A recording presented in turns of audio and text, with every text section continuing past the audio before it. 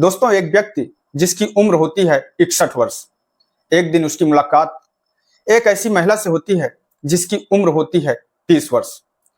और फिर उस बूढ़े व्यक्ति को उस 30 वर्ष की महिला से प्यार हो जाता है और फिर वो दोनों एक दूसरे से इस कदर मोहब्बत करने लगते हैं कि एक दिन वो दोनों घूमने का प्लान करते हैं और उसके बाद में वो घूमने के लिए जाते हैं। उसके बाद वो दोनों एक होटल में एक रूम बुक करते हैं। रूम बुक किया जाता है, रूम के अंदर दोनों ठहरते हैं और उसके बाद वो दोनों संबंध बनाते हैं। और जैसे ही वो महिला उस व्यक्ति के साथ में एक बार संबंध बनाती है तो फिर वह बार बार उस व्यक्ति के साथ में ऐसी डिमांड करती है, ऐसी मांग करती है कि जिसको वो बूढ़ा व्यक्ति पूरा नहीं कर पाता है। और फिर एक दिन वो थक हार कर जब निराश हो जाता है, उसके जीवन में कुछ नहीं बचता है, तब वह मजबूर होकर पुलिस के पास पहुंचता है और पुलिस से मदद की गुहार लगाता है। पुलिस जैसे ही इस केस की छानबीन करती है, जैसे ही इस मामले की छानबीन करती है और जब पुलिस वालों को इस बात की हकीकत पता चलती है तो ये सुन करके पुलिस वाले भी हैरान हो जाते हैं। तो आदाब, नमस्कार, सत श्री अकाल, मैं सागर पटेल। दोस्तों, कहानी शुरू करें उससे पहले आप लोगों से एक छोटा सा निवेदन है कि अगर अभी तक आप लोगों ने मेरे इस चैनल को सब्सक्राइब नहीं किया है तो मेरे इस चैनल को सब्सक्राइब कर बेल आइकन को जरूर दबाएं, जिससे कि मेरा हौसला बढ़ता रहे। आज हम जिस घटना का जिक्र आप लोगों से करने जा रहे हैं, ये घटना है मध्य प्रदेश के इंदौर की। मध्य प्रदेश के इंदौर का एक थाना पड़ता है कनाडिया, और इस मई के दिन कनाडिया थाने में एक 61 वर्ष का बुजुर्ग व्यक्ति पहुंचता है और वहां जाकर जो थानेदार साहब होते हैं उनसे हाथ जोड़कर बोलता है कि साहब, मुझे बचा लीजिए, मेरी जिंदगी पूरी तरह से बर्बाद हो चुकी है, मेरी जिंदगी की जितनी भी कमाई थी वो पूरी खत्म हो चुकी है, मैं पूरी तरह बर्बाद हो गया हूं। दरोगा साहब कहते हैं कि आखिरकार बात क्या है, आप आराम से बैठकर पूरी बात हमें बताएं, तभी हम आपकी कुछ मदद कर सकते हैं। इतनी बात सुनकर उस बूढ़े व्यक्ति की आंखों से आंसू गिरने लगते हैं। दरोगा साहब उस व्यक्ति को आराम से कुर्सी में बैठाते हैं और उसके बाद में दार से पानी मंगाते हैं और उस व्यक्ति को पानी पीने के लिए देते हैं। पानी पीने के बाद वो व्यक्ति दरोगा साहब से कहता है कि साहब, एक महिला है जो 2 सालों से हमें ब्लैकमेल कर रही है और उसने हमसे अभी तक करीब 24 लाख रुपए लूट लिए हैं। जैसे ये बात दरोगा साहब सुनते हैं, दरोगा साहब हैरान हो जाते हैं और वो फिर कहते हैं कि आखिरकार आप हमें पूरी बात विस्तार से बताएं। दरअसल दोस्तों, ये जो व्यक्ति होते हैं इंदौर का ही मकोना कॉम्प्लेक्स होता है और उसी कॉम्प्लेक्स में वो व्यक्ति एक किराए का मेडिकल स्टोर चलाया करता है। उस मेडिकल स्टोर में एक दिन एक महिला नौकरी की तलाश में आती है जिसका नाम होता है वैशाली मनोवर और जिसकी उम्र होती है 30 वर्ष। वो लगभग 1 से 1.5 महीने उस व्यक्ति की दुकान पर काम करती है। वो उस 1 से 1.5 महीने के बीच में उस व्यक्ति से मीठी मीठी बातें करने लगती है, प्यार वाली बातें करने लगती है। अब वो उस व्यक्ति को अपने प्रेम जाल में फंसाने लगती है। वो व्यक्ति उस महिला की बातों को समझ नहीं पाता और 1 से 1.5 महीने के बाद में वो महिला एक दिन उस व्यक्ति से कहती है कि कहीं हम और आप अकेले घूमने चलते हैं। वो व्यक्ति पहले तो तैयार नहीं होता है, पर वो महिला बार बार उस व्यक्ति से ये प्रेस करती है, बार बार उससे रिक्वेस्ट करती है कि हम आपके साथ में घूमना चाहते हैं, चलिए हम दोनों उज्जैन घूमने चलते हैं। तभी वो जो व्यक्ति होता है वो व्यक्ति भी वैशाली की बातों में आ जाता है और दिसंबर 2023 में वो उस महिला के साथ, वैशाली के साथ उज्जैन घूमने के लिए चला जाता है। वो दोनों उज्जैन पहुंचते हैं और उज्जैन पहुंचने के बाद में वहां पर एक होटल लेते हैं। एक होटल में कमरा बुक कराते हैं और उस कमरे में रात में ठहरते हैं।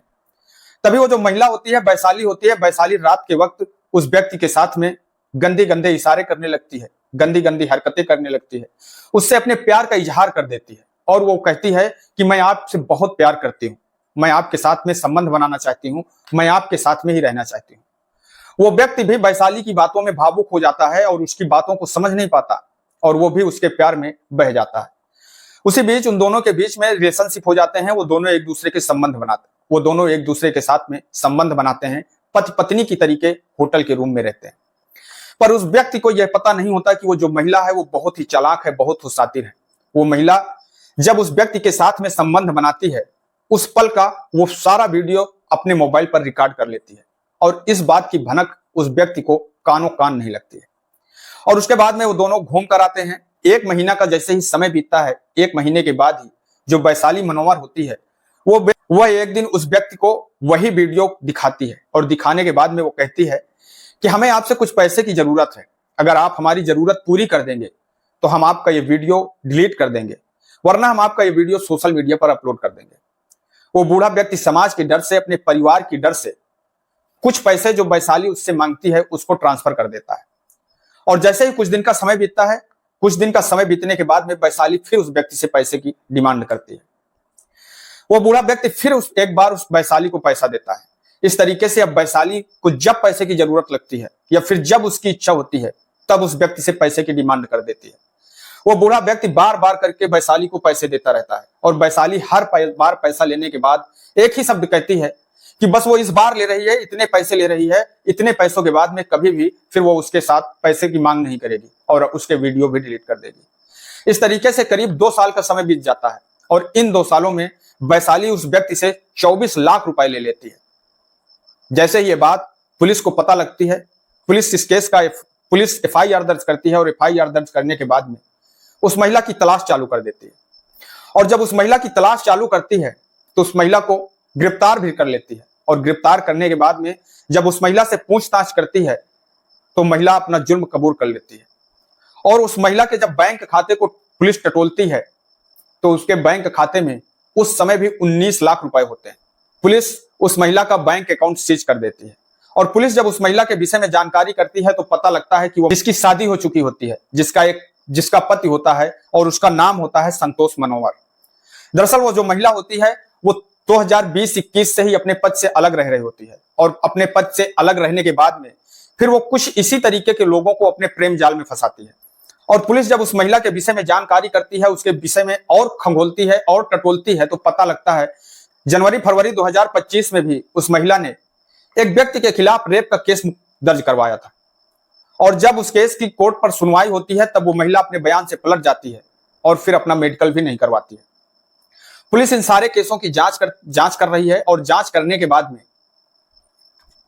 पुलिस उस महिला को गिरफ्तार करती है और उसके ऊपर धारा 308(2) और धारा 308(6) के तहत मुकदमा दर्ज कर लिया जाता है। और उसके बाद में पुलिस उस महिला के ऊपर और सारे ऐसे अपराधों की जांच कर रही है कि क्या कभी इसके अलावा भी उस महिला ने किसी व्यक्ति के साथ में इस तरीके से घटना को अंजाम दिया हो। तो दोस्तों, इस कहानी से हम लोगों को एक सबक और सीख मिलती है कि आखिरकार कैसे एक व्यक्ति जो एक महिला के प्रेम जाल में फंस करके अपने जीवन की पूरी कमाई भी गवा देता है और अपने और अपनों के सामने उसे बेइज्जत और शर्मिंदगी भी महसूस करनी पड़ती है। तो दोस्तों, मैं आप लोगों से बस यही निवेदन करूंगा कि आप लोग किसी के साथ भी इस तरीके से समय बिताने या इस तरीके से किसी की भी बातों में इतनी आसानी से विश्वास ना करें। पहले उस व्यक्ति के विषय में अच्छे से जान ले, पहचान ले, आखिरकार वो व्यक्ति है कैसा, उसका बैकग्राउंड कैसा है, तभी किसी के साथ अपने दिल के राज, अपने दिल की बात शेयर करें। दोस्तों, इस घटनाक्रम को सुनाने का उद्देश्य किसी को ठेस पहुंचाना नहीं है, किसी को दुख पहुंचाना नहीं है, बल्कि आप लोगों को सजग करना है, सतर्क करना है। मैं आपका दोस्त सागर पटेल इन्हीं शब्दों के साथ में आपसे विदा लेते हैं। कल फिर मिलेंगे किसी एक नई कहानी के साथ में, किसी एक नई सच्ची घटना के साथ में। तब तक के लिए नमस्कार, जय हिंद, जय भारत।